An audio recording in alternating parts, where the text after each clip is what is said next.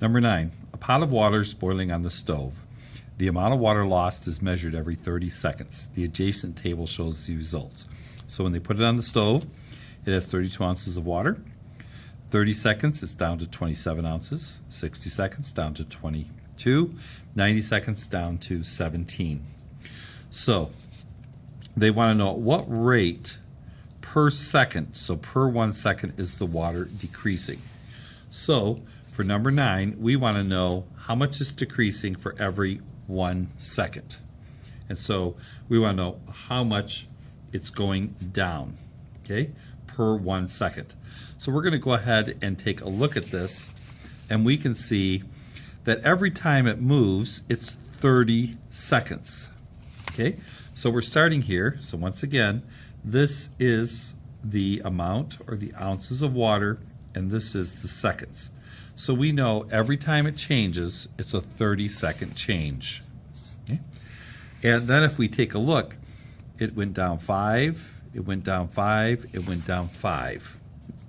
So it decreases 5 for every 30. We want a unit rate. So unit rate always means 1. Unit, like unicorn, unicycle, unit rate. Okay.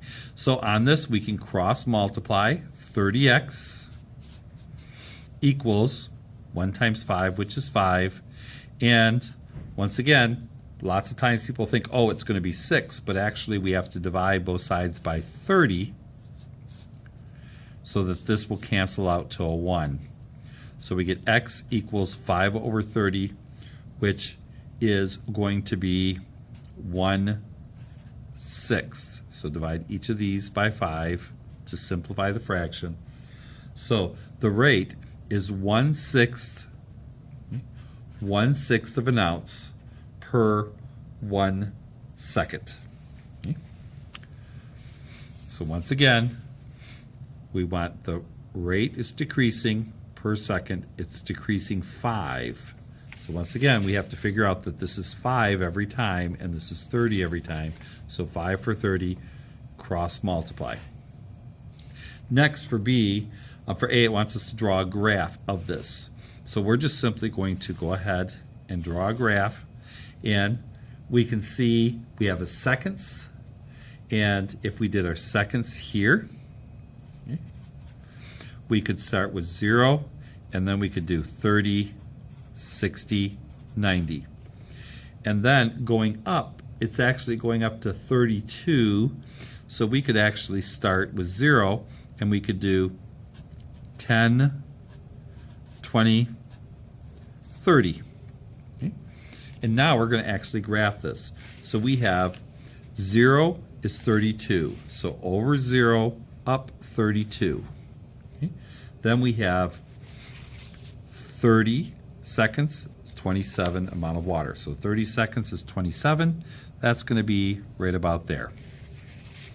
Then 60 seconds is 22. So 60 would end up being about 22, approximately there. Then 90 seconds is 17. So 90 seconds, 17 is going to be approximately there.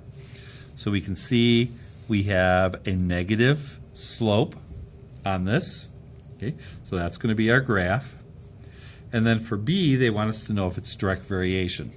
So direct variation has to follow 2 rules. First of all, it has to be a straight line. And we can see, yes, this is a straight line. The second thing is it has to pass through the origin.